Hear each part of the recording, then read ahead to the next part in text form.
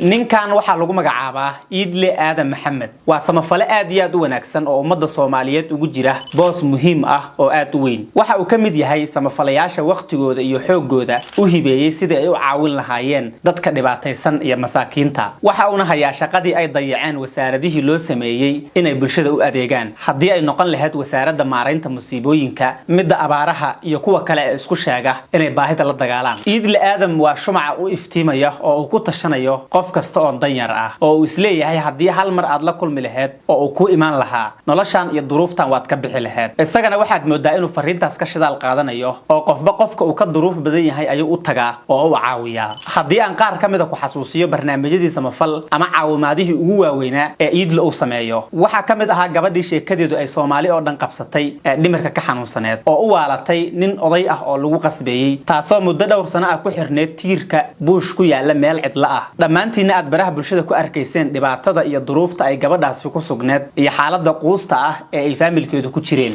isaga ayuu ahaa wiilkii muuqaalka ka sameeyay ee bulshada Soomaaliyeed la wadaagay kadibna uu istaagay caawimaadeeda iyo sidii uu noloshan uga saari lahaa dabcan waana ku guuleystay oo hadda waxay u maraysaa meel aad iyo aad u fiican muddo kadibna waxa uu soo bandhigay gabadhaas sawiradeeda iyadoo intii wax badan ka qurux badan oo aad moodo inay soo laabatay walibana waxa cajiibka ah oo aan sinaba loo heli karin waxa ay tahay sida aadka u naxariista badan ee uu la dhaqmayo dadka uu caawinayo ama dhibaatada ku sugan waxa aanad u malaynaysaa dhamaantooda inuu asagu dhalay ama iyagu ay dhaleen sidoo kale waxa kamid ah dadka lagu xasuusto oo wiilkaan uu caawiyay ninkan odaga ah oo isaguna sidaas oo kale muddo dheer ku xirnaa geedkan cidlada ah hoostiisa ninkan xaaladiisuna waxay ahayd mid aad iyo aad u daran oo waxa uu ku jiray nolol silac ah oo uu dhimashada ku sugayo waxaana ka muuqday dayac fara badan iyo inuusan wax daryeel ah helin kaliyana hooyadiis oo waayeel noqotay ayaa cuntada ugu geey jirtay geedka uu ku xirnaa ilaa intii uu uga imaanayay samafalahan qaaliga ah ee Iidle Maxamed oo halkaasi uga duubay muuqaalo dadkana la wadaagay kadibna ninkii dhibaataysnaa u fidiyay caawimaad aan caadi ahayn oo meeshii ka waday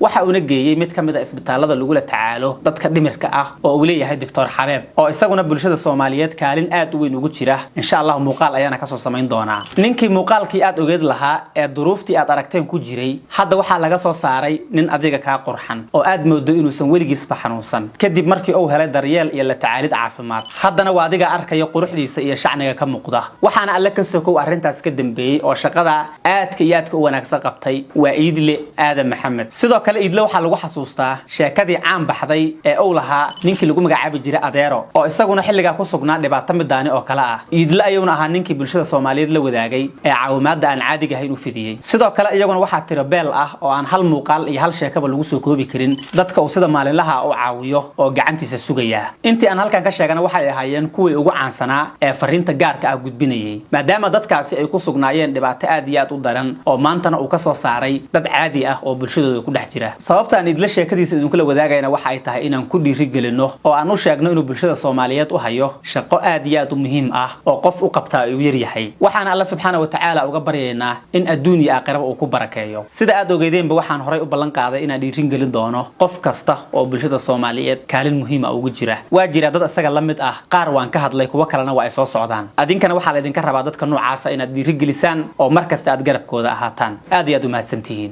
inta kadib haddii aad tahay qof qurbaha ku nool oo aad doonaysid qur'aan online ah waxa aad ka heli kartaa dugsiga Makka Islamic Online oo aad ka baran kartid xifdinta quraanka tafsiirka axaadiista iyo ducooyinka kale ee diiniga ah waxaana dugsigan online ka wax ka baran kara caruurta iyo dadka waaweyn waliba hab casri ah oo aad iyo aad loo hormariyay waxaana kala xiriiri kartaa lambarka shaashada kaaga muuqda oo aad ka heli doonto macalinka dugsiga aad ayaad u mahadsantahay waxaana ku leeyahay soo dhawaaw wassalaamu calaykum